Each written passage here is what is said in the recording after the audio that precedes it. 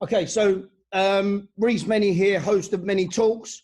Guys, I've got a fantastic guest, something a little bit different today than what we normally do. Obviously, we talk about business, finance, entrepreneurship. Today, we've got ex-England international Jermain Defoe. Jermain, thanks for giving us your time and coming on to Mennie Talks today. We appreciate you coming on.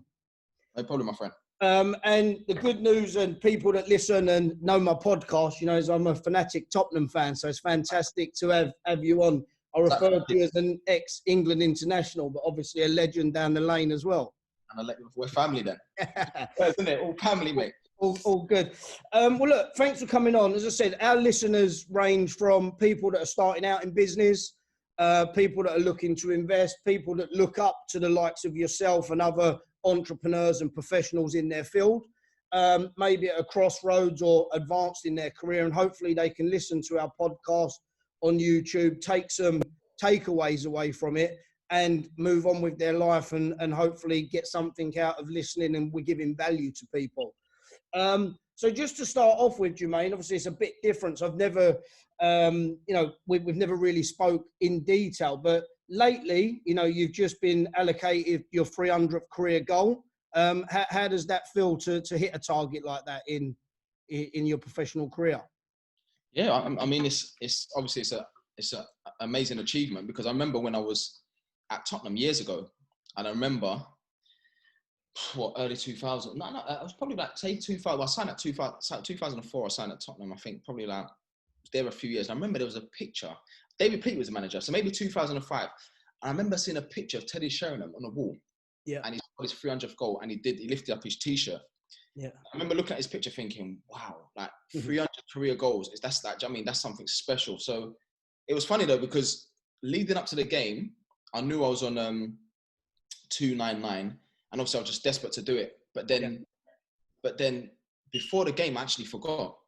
So as I've scored, like, I forgot, and then it's not until after the game everyone was like, "Oh, JD, that was your 300th goal." And I was like, "Oh my god, I just remembered it." So, but like, in a way, I'm glad that I didn't sort of like remember before the game, because maybe, you know, you get too desperate and you get anxious and stuff like that. So I was quite relaxed, and I did it, and it was just like, when you sit back and you reflect on it, it's just like, wow, like it was a special moment for me and my family and everyone.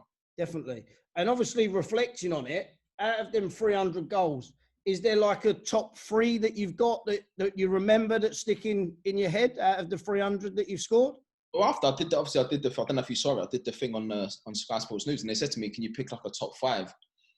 And I said, "You know what? That's so hard. To pick 5 out of 300 is hard." I mean, because me talking now, like even like my first goal for West Ham on my debut was obviously special, because I was 17, I was a kid, and then, you know, my first goal for Tottenham, you know. Again, you know, at the time, David Pleat signed me for like big money. I came with like a reputation, even though I was a young lad. Yeah. And to score my debut against Portsmouth, against Shaka Hislop, who I used to train against every day at training in the youth team, the way it all happened, and that is so every goal. And then, you know, even like the 5 goals I scored at the Lane against Wigan. So the one against Man City, which I picked in my top 5 at White Hart Lane. We were beating 3-1. So there's so many, and so hard to pick, because they all mean different things. You know what I mean? So yeah, but it's all been special. Of course. Also, talking about staying on goals and partnerships. I mean, as being a Tottenham legend, do you think there's any better partnership in the world right now than Song and Harry Kane?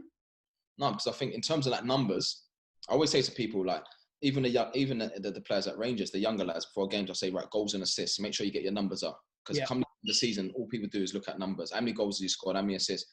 I think in terms of numbers, there's no better partnership. Yeah. When you look at how, for me, Harry, a lot of people are surprised the way Harry sort of adapted, where he's sort of like dropping into a number 10 position. And so obviously he's quite dynamic, so he always runs in behind. But for me, I think Harry's always done that in games. He's always had that ability to drop off and create. Obviously, he's a goal scorer in that. But I think what Mourinho has done, and credit to Mourinho, because let's be honest, there's a lot of people before he took the job that were like, nah. No, weren't going to do that. Which you saw in the documentary, and that's why I always believe that you should always appreciate greatness, because he's a great manager. His CV is unbelievable. So I think with them two, what Mourinho has done has been amazing. But them two are the best partnership in world football at the minute. Yeah. Yeah. And obviously, why do you think that? Is it down to the manager? Do you think? Is it? I think it's Mourinho recognizing that. Right, it's understanding of the players that you've got. Yeah. At the end of the day, you're not going to tell Harry Kane to run into channels because if I was the manager of Tottenham, I wouldn't be telling to Harry Kane to run channels. Yeah. I've played width for the box, drop in like you do because you're good to do that, and just save your energy for when you get your chances. Yeah. Song is quite dynamic, like I said. So Songy, he runs in behind, he gets the ball and he's direct, he beats people, and it's a thing that Guardiola done with at Barcelona when he had the false number 9. He said to Messi, "Players the number 9." Everyone was like, "What do you mean?" And he had Thierry Henry on the left and Samuel Eto'o on the right. Messi naturally is going to come short for the ball because he gets the ball and he takes people on. And the Thierry Henry and Samuel Eto'o just running behind, causing problems. So just it's the manager understanding what players you're dealing with and bringing the best out in them as well and letting them do they do well. Yeah, exactly. And every game is and the hardest thing to do, especially at the top level, is being consistent. So for them to show that sort of consistency is like, for me, it's unbelievable. Yeah, no, they're playing really well. Question for you: Can Tottenham win the league this season? I think they can. I think if you look at the results, and I know a lot of teams, when you look at managers talking post-match about obviously not being fans in the stadiums, and it's sort of like it's been difficult. Of course, it's been difficult because it's something that we've never had to deal with before. Yeah.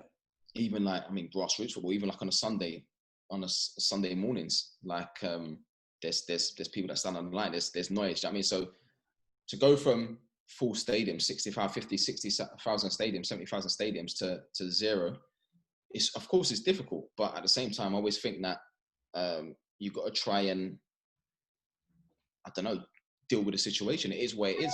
Do you think that affects different players differently? I think it does. Yeah, I think some players.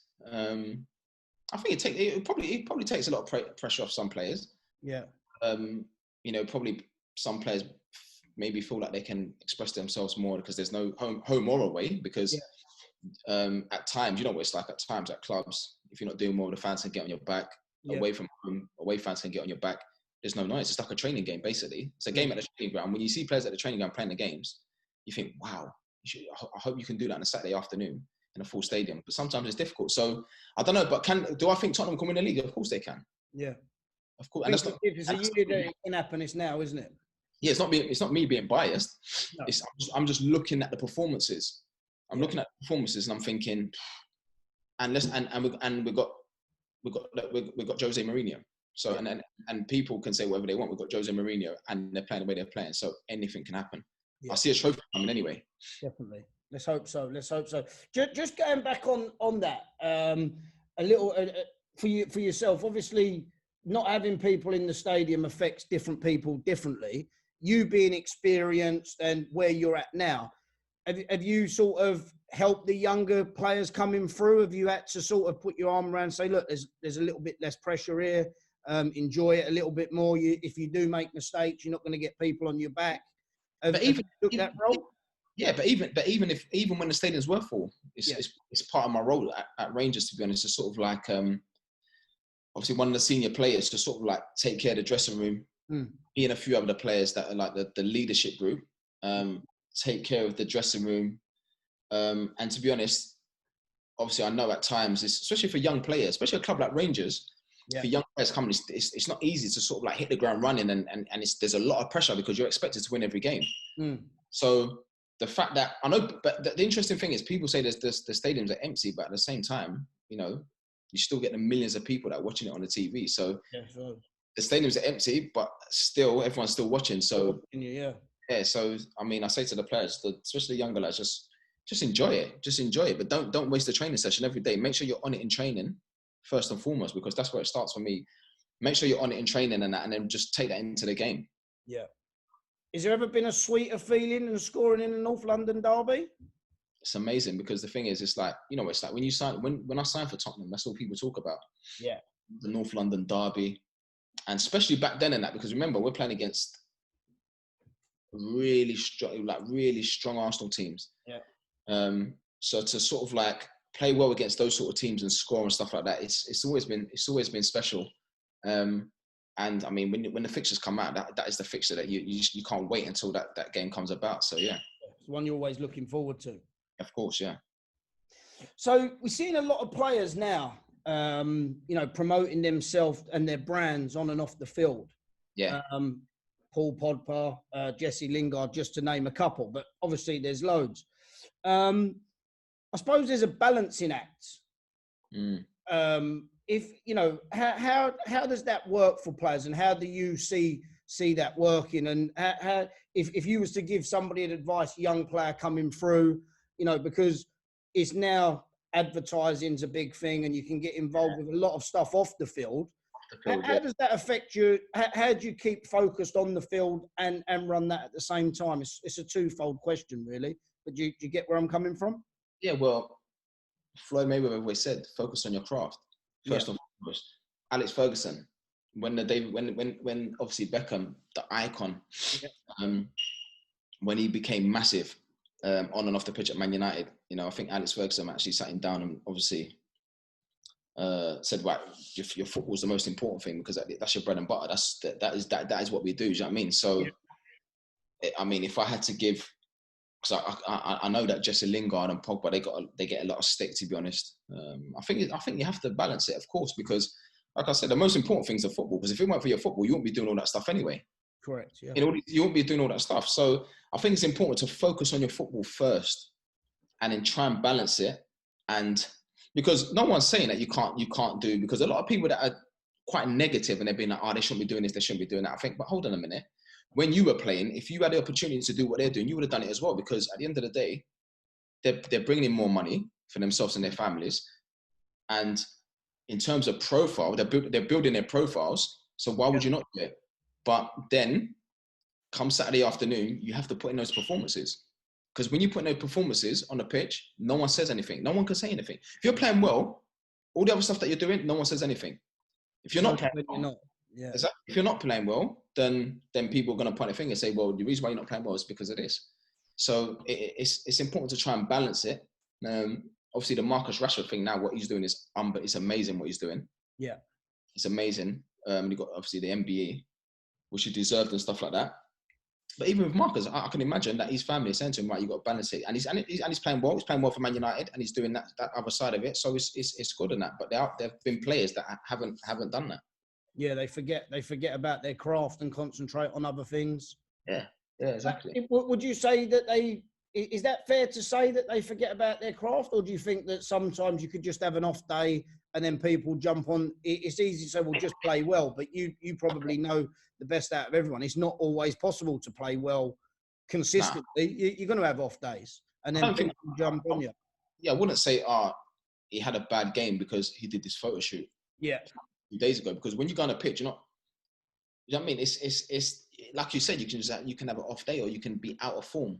You can be out of form for a long time. Do you know what I mean? So, but what the thing is a lot of people sometimes that don't really understand, obviously, the pressures and stuff like that. They look at it and feel like they probably think, the reason why you're not playing well is because you're doing all this other stuff. Yeah. Well, I'd like to think these players that are doing all the other stuff are still focused on their football and still training and working hard, because even if you're out of form, I always believe if you work hard and you dedicate yourself, at some point your luck changes. It's just the way the world is. Yeah, some good advice. You just mentioned Floyd Mayweather. I mean, outside of football, is there anyone else that you really inspire to? Is he somebody that you watch and study, or is there other people as well? Yeah, I've always loved Floyd, for many reasons. Obviously, for me he's the greatest in what he does, but I just feel like the way he lives his life, and I think with any athlete, I don't care what sport you're in, you look at someone like a Floyd Mayweather, the way he lives his life, never touched alcohol, even when he's not fighting. There's times when he's been retired and he's walking around fighting weight. His weight's the same. He's always in the gym. That sort of dedication that probably people don't see. Because again, when I spoke about people being negative, they look at Floyd, he's flash, he's this, he's that. But the guy, no one works harder than Floyd.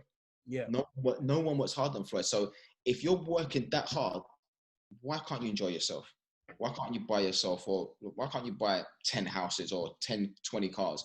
Because first and foremost, like I said, his craft, he makes sure that he trains well and he wins. So it's just like, but there's loads of other athletes that I watched the Michael Jordan documentary. Did you watch it? No, I haven't seen it. No. Right, you need to watch it. It's one of the best I've seen. And that's what I'm saying. There's no secret to success. There's no secret. The guy was a freak because all he wanted to do was do more than the person next to him. Yeah. When people were finishing training, he was doing extra. When they wanted him to do the Space Jam movie, yeah, and he's achieved everything already. Yeah. Michael Jordan has achieved everything already. They wanted him to do the Space Jam movie. He was filming, and he made them get basically he made them basically bring a basketball court to where he was filming. So after the long day filming, he can carry on. He can train. Yeah. So that's like say for instance, that's like me doing an advert somewhere or doing a film, and then me saying to them, yeah, but for me to agree to this and that, can you bring bring 2 goals and that I need to train, or gym and that, so I need to train up. It's unbelievable. You don't get many people like that. You don't get many people like that in.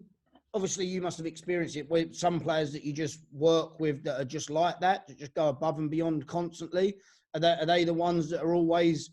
I mean, I've seen that you've turned and you're following like a vegan at the moment. So has that helped you, your diet and what you eat and your training? Has that kept you at the top of your level for as long as that you have? Because I mean, you're playing at a good level, aren't you? For where you are, you've always been at the top. Yeah, to be fair, it's not one thing, it's many things. And it's not from day one. Yeah. People might look at it and be like, maybe JD got to 30 or 29 and decided, no, it was from day one. Yeah. That's why I'm still able to play at this level, but not only play at this level, but actually play at this level without, say for instance, playing games, fatiguing, getting too many injuries, not performing, not scoring goals. But like even with the food, I tried the vegan thing for a little while, which was quite difficult for anyone. Yeah. It's hard to just become a vegan overnight. Yeah. There's things that I've tried to prolong my career and stuff like that, but there's many things that you don't, some things you don't even enjoy doing, but you do it. Yeah. Because you know the rewards are big. So that's a great bit of advice for anybody listening. You know, you don't always do the things that you like. It's the things that you don't like you have to do. Yeah, I don't want to finish training. Yeah, I don't want to finish training before a game, go in an ice bath. Yeah. I like the massage, go in an ice bath, go into cryotherapy at minus 130. Yeah. Leave the training ground at 4:00. Like getting home, knackered and that, like, do you know what I mean? Making sure I'm sleeping at 10:00, hydrating, eating things, and it seems boring to other people. But just doing all these things just to make sure that I give myself the best opportunity. So if when I play, I'm able to perform. Yeah. I'm able to perform at the level that I want to, because I can't accept going out and then playing and after the game thinking, you know what? I was a little bit off it. Even if it's that 5%. I always say every day, just 1% every day. Can I improve that 1%? I'm 38. Can I improve that 1%? Okay, yeah. Can I improve that 1%? That 1%? Because it all adds up. Yeah, you're right. You're right. When you was getting into the game as a youngster, was you ever spoke to about obviously putting money away for a rainy day, making investments, and like sort of explained anything about after your career? Yeah, because I was lucky, because obviously I was lucky in the area that obviously my generation and that was at the time, it was sort of like the PFA have always been good, to be fair. But I think a lot of it comes from family as well, to be honest. Yeah. I think with our family growing up in East London, understanding that, you know, that working class background and appreciating what you get, and obviously don't waste it. So a lot of it comes from family. And I think I've been quite lucky to sort of like have an understanding of money, as in, if you work hard to achieve something, to get something, don't abuse it or waste it, because at the end of the day, when we look at our family, the people before us, it was difficult. It was difficult for them to sort of like earn decent money or to get an opportunity. Cool. So if you're the one that gets the opportunity in a family, I think it's important to just be mindful and just I suppose just appreciate it. And I think if you appreciate things and that you won't be reckless. Would you say that you've made significant investments to date to allow you to live comfortably for you and your family and everything else? Yeah, of course. I mean, yeah, of course. I've been one of the lucky ones. Yeah. You know, it's not just like, but I've always said that from day one. You know, you always have to thank God, because at the end of the day, it could have been someone else in this position. Yeah. And to be in the era where I've been playing and at the top level, where, like, you know, there's a lot of money in football, and if you've got the right people around you, then of course, you know, people around behind you saying, you got to do this, you got to do that, you got to invest in this, you got to invest in that, you got to get properties and stuff like that. And then when you're young sometimes and you're playing, you might not understand it, but when you listen, come towards the end of your career, you think, you know what, I'm glad that you told me that, because glad I've done it. Where I'm sitting right now, I don't even need to play. It's not even something that I even think about. You know, like the money for me, it's just I'm at Rangers thinking, right, I just want to achieve something special. Yeah, I just achieve something special, and that in terms of money and all that sort of stuff, it's not even something that I think about, because I've been blessed, and I've always listened to people that's had my best interest at heart. So yeah, good, which is good. Anyone that's coming through the ranks now, what kind of advice could you give to a youngster trying to, you know, give it their all and trying to get that pro contract, or they're trying to get into a pro club? What's the best bit of advice that you could give to somebody, do you think? The best bit of advice I'd give someone is to probably just be an individual. Don't because obviously it's difficult times now, because obviously the social media. Yeah. There's so many distractions, because when you walk into a room, whether that's a change rooms, an office, a restaurant, you see people just sit on their phones, don't talk, don't communicate. Right? So it's just the way the world is, right? It is. So with the distractions, with the social media, with players being around the training ground, taking pictures in the gym, taking pictures, so all this sort of stuff. So just focus. We spoke about it before, just focusing on your craft and not wasting a training session, always wanting to improve, and just be that one that makes it, that gets into the first team. And you know, when I say not wasting a training session, you know, being honest with yourself as well. What do I need to improve on? What am I not good at? Well, I'm good at this and that, but what do I need to improve on? Just be honest with yourself. If I'm not fit enough, get fit. No one wants to run. Who wants to run after training when you're hurting, that feeling and that? But I like it, me personally. I crave that feeling when I know I've put in that hard work and I'm on my knees. So I think to myself, if I've done this, surely I'm going to get something out of it. So just wanting to do the extras, always wanting to improve every day. And even when you're playing well, never don't get too high. Even when I scored my 300th goal, I never got too high. I was like, okay.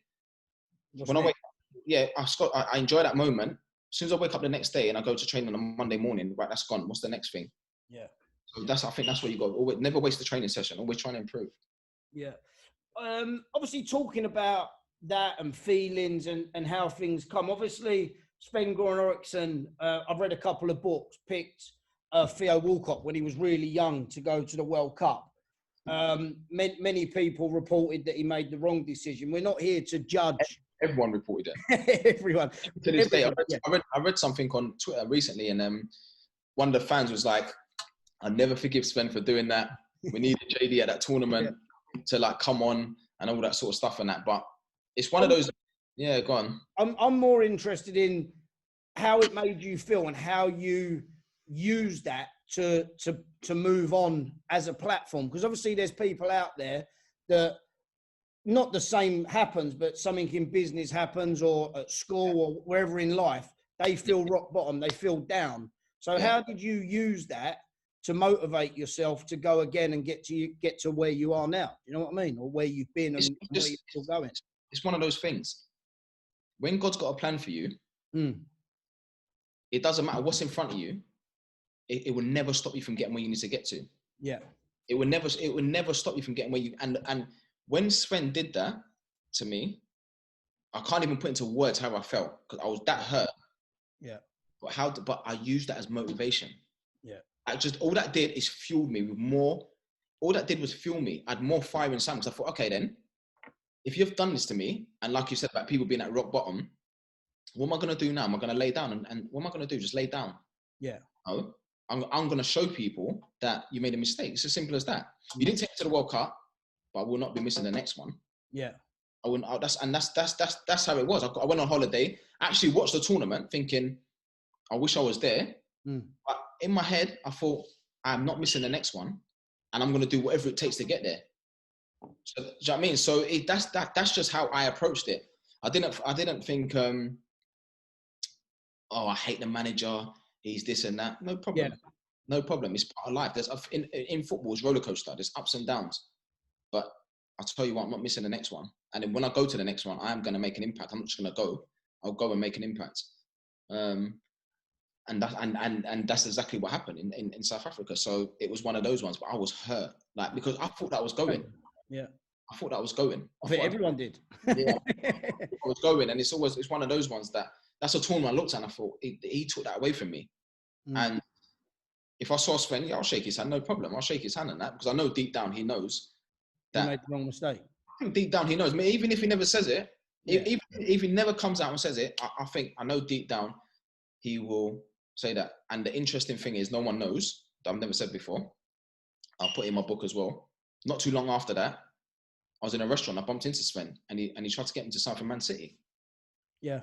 So you're a manager of a football club. You want me to sign for your football club, but then you didn't pick me to go to a tournament when I don't know, when it's pretty obvious at the time that, and it wasn't even Theo's fault. I love Theo Walcott. It wasn't his fault, because he was a young kid, and I can imagine for him and his family, it's special. Of course, yeah. To be honest, they took him, and I wish he would have played, because it would have been special for him and his family. But he didn't even kick a ball. Yeah. He didn't even kick a ball. If you're going to take him, at least play him. Yeah, at least put him out and give him a go. Yeah. Well, look, obviously you're famous for your footballing skills and what you've done, but you founded Jermain Defoe Foundation, which is a fantastic achievement, which does some great work supporting homeless, vulnerable children in the UK and the Caribbean. I mean, have you got any other business interests? Would you class yourself as an entrepreneur or a silent partner in other stuff? Obviously, you've got the foundation. Have you got other stuff on the bubble? Yeah, when people talk about entrepreneur, of course, because it's one of those ones where always I speak to family members, we get different ideas, but with me, I'm one of those people though.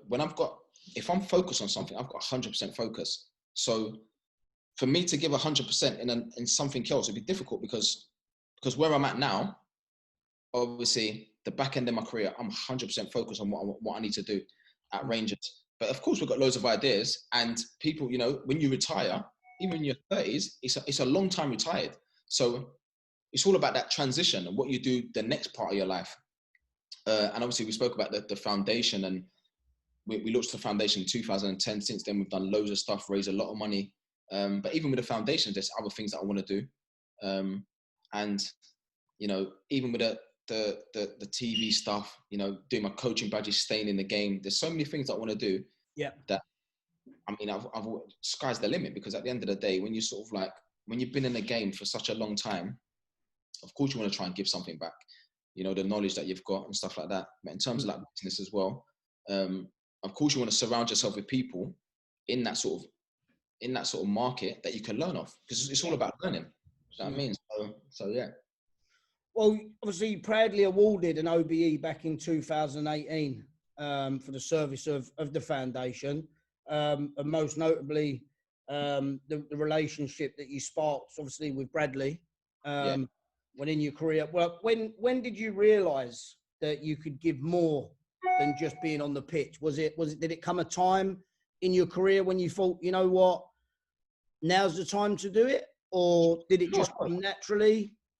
I think naturally it happens, but it was. I remember in 2012, maybe I did a live documentary. It was on ITV, Life Stories, and that was really good. And after that, a lot of people come up to me and was like, because remember, people when they look at footballers, they don't really know the person.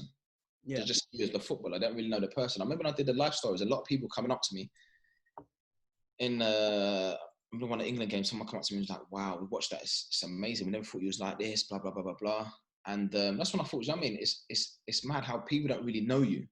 Do you know know what I mean? They just see you as the footballer. That's it. So even when we launched the foundation and doing all that sort of stuff, people look at you in a different light. And I remember when I was really young, and the media, they try and portray you to be this certain person. Yeah. Remember, like, people believe what they read. Yeah. But when they see you in a different light, they're like, wow, surprise sort of thing. But I've just always been the same person. Yeah. I've never changed. The media do what they do because that's their job, and I suppose they got to feed their families and that. So it is what it is. So this is who I am, sort of thing, and that. But like, I think since then I launched the foundation. I did the life stories, the Bradley thing. People just looked at me in a different light, and it's just yeah. What's next for you? Is it, you know, you mentioned coaching badges? Is it punditry like Patrice Ever, Ashley Cole, Carragher, or more down the management route of Stevie G, Frank Lampard, and Sol Campbell? I want to do both. I've done a lot of pundit stuff. I'm quite close with. I've got a good relationship with Sky. Okay. The pundit stuff is something that they were actually upset that I signed a new contract at Rangers because I won't finish playing. They couldn't get the messages I was getting. But like, I think I'd like to do a little bit of pundit stuff, because when you're a pundit, what people need to understand is when you're a pundit and you're talking about the game, whether it's halftime, before the game, or after the game, you're talking to the viewers. So, for instance, if I'm talking about a goal, then I need to break it down for the people at home watching. The reason why he did this or what he did this, because that's what you like, because that's what people like seeing. So I've always enjoyed, even when I'm at home with my friends or family, and we're analysing a match, we're talking about a goal, he did this, or there's things that I'll see in a game, maybe other people won't see. So if I'm talking about it, then it'll help the people at home and that. So I love football. So when I'm sitting there talking about it, I just love it. So yeah, I'd like to do a little bit of the pundit stuff, of course. And I'm doing my badges and see where it takes me. Look, would you go into management, or would it be just more of a coaching role? Obviously, you start off coaching, but is the end goal to be a manager? I'd rather be a manager, to be honest. Yeah. Yeah, I'd rather, of course, do a little bit of coaching, especially like forward coaching. But I would like to be a manager, especially with all the managers that I've played for and how they do things, how they are. And I think a lot of it now is probably different to back then. Because I think a big thing being a manager these days is sort of like dealing with people, knowing how to speak to people, speaking to the players, what they need, and understanding what people need and stuff like that. I would like to be a manager, of course. Great. Well, look, we look forward to seeing you as a pundit or on the touchline, but obviously you've still got some work to do with Rangers for the rest of the season. Look, Jermains, thanks for coming on.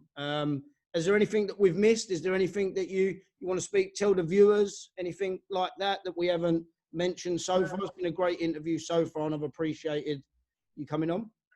No, it's been good, to be fair. I like, because when I do these kind of things, obviously it's nice to reach out to everyone. Yeah. Obviously the people that used to watch me, like we spoke about at Tottenham and stuff like that. And maybe the younger kids that didn't have time to see me at Tottenham, obviously they're really young, they didn't have the opportunity to watch me at Tottenham, and obviously they want to go on to be footballers. And we spoke about, obviously, the advice, and hopefully they'll listen to this, because when I was younger, I was lucky at West Ham when I had good professionals, like players that sort of like had the right attitude, and the likes of, I don't know, say an Ian Wright. When I signed for West Ham as a kid, and he was there, and he helped me a lot. And I always listened to Wright. Yeah. And even to this day, I remember all the things that he used to say to me. So I always listened, because I just wanted to be the best. I wanted to score goals, and I always wanted to finish my career and be like, you know what? I want people to talk about me, saying, "Oh, he's one of the best goal scorers that we've produced in this country." That's all I wanted, and I was like that from day one. So every day I trained, I always stayed behind after training doing finishing. I remember at Tottenham, I used to stay behind with Clive Allen. I was established in the first team playing for England, but I always stayed behind after training with Clive Allen and just doing finishing, doing finishing. And I think when you've got that sort of mentality, I think you'd always go far, because there can be someone that's better than you, but if you've got that sort of work ethic and you work harder than the person next to you, then you would always go far. I've always believed that. So just summing up what you said, it's about having in what I've took from this interview and spending time with you is it's about having a clear vision, clear goal of what you want to achieve. Yeah. Doing the things that are not as exciting to get you to where you want to be. So doing the tough things that you don't enjoy doing, but making sure you do them. And, you know, looking up to good people and having a good team around you. Like you said, you had the likes of Wrighty and some other professionals that you asked questions, you got answers and you implemented them. And I think the biggest takeaway is, you know, if you've got people around you, to our listeners, that if you've got good team and you've got good people around you, you can ask questions to, take it, utilize it, get on with it and take action. Yeah, because you have to listen to the people, especially the people that love you, like your family, whether it's your mum or your dad, brother, sister, cousin, whoever it is, the people around. For me, it was my mum. I always listened to my mum and that, because she was always honest with me. Yeah. She was on it after games. Even if I scored 3 goals, but maybe you could have scored 4. She always kept me hungry in that. Do you know what I mean? Yeah. I had good family around me. So like along the way, when I sort of like, you're in the spotlight, I had people around me be like, "Why you can't do that. You shouldn't be doing this." Do you know what I mean? And that's what I appreciate, because when you got people around you, be like, "Oh, no, that's fine." That's where you make mistakes. You sort of like spiral. Do you know what I mean? So it's like it's important to have good people around you, people that you're gonna sort of like that are gonna tell you straight. Yeah. Want you to do well. It's all right having the good people, but you got to listen to them and do something with their advice. I suppose there's a lot of people out there that have got good people around them, but they take the advice and do nothing with it. Exactly that. But this is what I mean. And I think it's important to listen, and that with whether even when you're at school, you listen to the person that's standing in front of you, that's teaching you. A school or a coach. Even if you don't like the coaching, just listen. Just try and improve and listen, because that's how you improve. And all the great athletes, when I hear stories, because people even not just talk about myself, how I am, but when I hear stories about other athletes, I'm like, wow, it's mad, because that's exactly how I am. I'm the same. I hear stories about Cristiano Ronaldo, players that sign for a club that Ronaldo's at, whether it's Madrid or whatever it is, Juve, and they're like, oh, I'm gonna go training early, so I'll get there before him. Yeah. And then they go to training really early, and he's in the gym. He's already there. And they don't understand, like, what does this guy not sleep, sort of thing. Cristiano Ronaldo, the first one in the training ground, the last one to leave. Yeah. Do you know what I mean? So it's like 5 times Ballon d'Or. So it's like, if these people can do it, we mentioned about Floyd before, I told you about the Michael Jordans. These are top athletes. Top, whatever industry it is, you could be an actor, like a Denzel Washington, that'd be filming 15-hour days, never complain, just get it done. Get on with it. Just get on with it. Yeah, exactly. Yeah. Well, look, some great advice there. Appreciate it. Loads of takeaways for our listeners and people that are on there. Thanks for coming on. It's been a pleasure to have you on Mennie Talks. No problem. And we'll speak soon, yeah? Yeah, take care, my friend. Cheers. Cheers. Thanks a lot, Jermain. Cheers. Right. Take care.